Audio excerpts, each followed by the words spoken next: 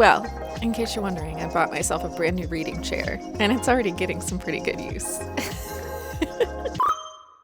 Hi kids, welcome back to another pizza party. I'm Mrs. Pizza. I'm all themed out in my Christmas jammies. We got the tree going. Winnie's made herself comfortable. And we are here today with a cup of tea in our holiday mug because I read a whole series. And now you don't have to if you don't want to. I blazed this path so you don't have to. You can follow in my footsteps and pick up whichever ones you feel interested in. Amazon does this from time to time where they get a bunch of somewhat well-known authors from different genres, have them write a bunch of short stories, lump them all together with these Audible / Kindle Unlimited exclusives where you can get your fix. And most of the time I pick and choose, right? Most of the time I look for authors that I'm interested in or different premises on the synopsis. They're always short little bite-sized stories, so it's not like it's going to take up a bunch of time for me to read something quick and spooky or quick and romancy or quick and Christmassy. But for some reason, I went a little bananas this time, and in about 48 hours, I read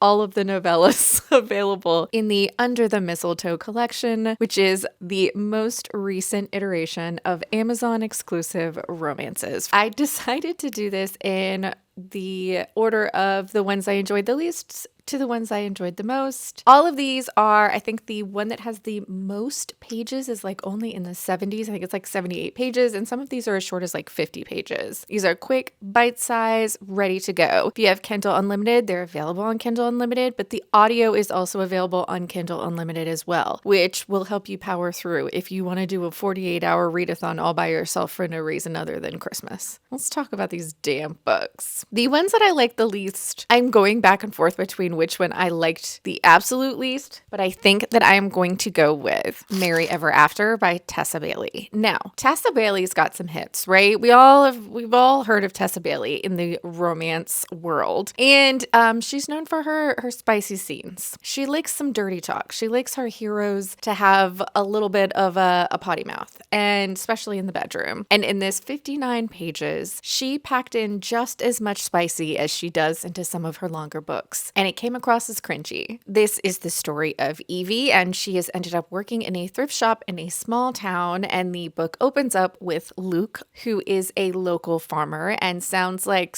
Jolly Green Giant, who is coming to the thrift store once again to try on clothes, but nothing fits him because he's just too giant. He's just the biggest guy that ever guyed. And so Evie, who is a single mom, decides that she is going to make some clothes for Luke so that he has something that finally fits him. And these two absolute strangers bang it out, and she's calling him daddy almost immediately. It was cringy. There was a lot of choices made that if you had just met this person, I don't care if you believe in lust at first sight. It was so spicy, it took me out of it. These are not things that should be, they just didn't feel realistic to something where you had just met this person and then we are already just deep in the spice in the craziest of ways right out of the gate. 58 pages and she's calling him daddy, and it was cringy. I didn't like it. I think Tessa Bailey, like her longer form books, work for me a lot better because there's more buildup before we get to the crazy, spicy scenes. This was just too short, and it felt completely, wildly unrealistic, and not in a fun way, but in a way that kind of grossed me out slightly. I wasn't a fan of Evie and Luke's story. The next one that I didn't really love that much, but I liked it a little bit better than that last one, was All by My Elf by Olivia Dade. This is the story of Nina, and she's just come to the realization that her super nerdy crush, William, is probably just started a relationship with her best friend, and she's trying to be as supportive and non-judgy as possible as the three of them are stuck in a former hot dog mobile that has now been turned into some sort of other dessert, and it kind of looks phallic. So basically people driving by honk the horn and they're like, "Hey, are you driving around in a giant dick?" And she has to say, "No, it's a pastry, sir." So these three adults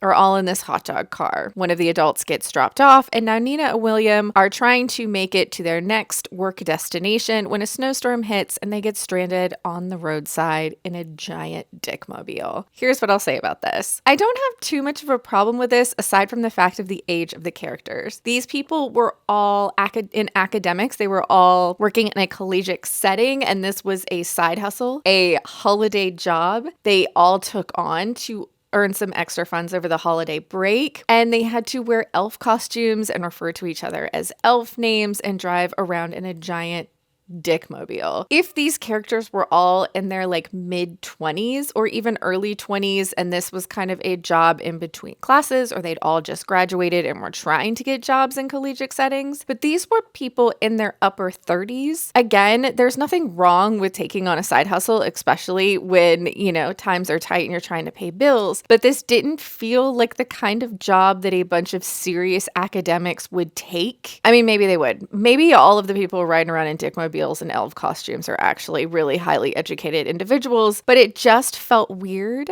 how they were interacting with each other. Felt very young and naive, and again would have worked better if they were all kind of early 20s. And then there's a spicy scene, obviously, inside of our giant metal dickmobile. If you are in your early 20s, you are a little more adventurous, a little more limber, a little more apt to try new things. I'm not saying people that are over the age of 35, like these characters, wouldn't try new things, but the fact that you're hooking up on a metal floor as someone in your mid-30s, that took me out of it almost immediately. The amount of back pain and muscle strain that these people are in for, this just sound, and there was no talk of like how they shouldn't be limber enough for this to be happening, nor were they really trying to make it any more comfortable for themselves. I was completely taken out of it by the setting being our hot dog mobile and these people being old enough to know better and still making choices that someone much younger would make. I didn't really love this. It was fine. But again,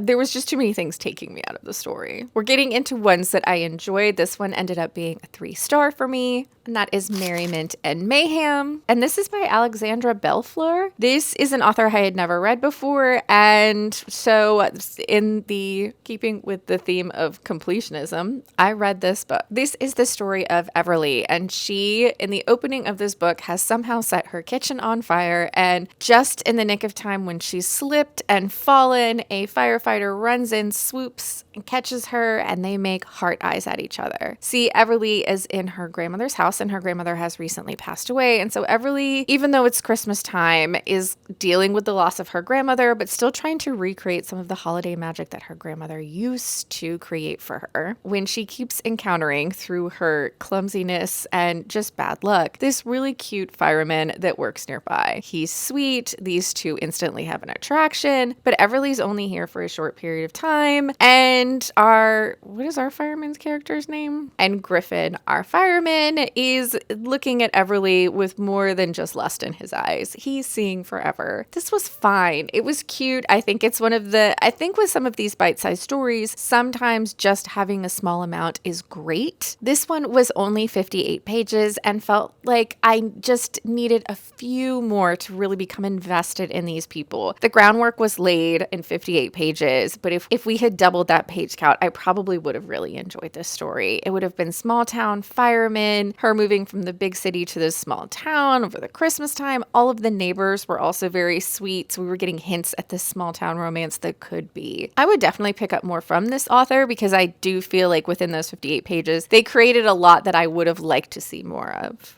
The next book that I actually started to really like at this point was Only Santa's in the Building, and this was by Alexis, Daria. This is another story of a girl named Evie, and this Evie lives in an apartment. She's been in this apartment for a little while, but she has a very busy job. She's an illustrator for graphic novels / comic books. She's got a deadline. She's been working her butt off. Well, one day when Evie comes outside, she finds a little Christmas tree ornament hanging on her doorknob, and subsequently from there on out, she keeps finding little Christmas tree ornaments hanging on her doorknob every time she actually gets to leave her apartment. Well, when the deadline finally finishes, she is going to partake in the building's Christmas party and interact with some of these neighbors and find out who's been leaving these little Christmas ornaments for her. She also might have a crush on her super cute upstairs neighbor, who sounds like a really nice guy, but they haven't had much time to interact aside from really small comings and goings, bumping into each other, quick chats. This one I actually kind of enjoyed. It was cute. This is one of those things where in reading this, again, I'm much more interested in reading something from the this author, because this one was 65 pages and felt like it was a lot more fleshed out than some of the others, although I felt like some of it came across as a lot younger than these characters actually were. It wasn't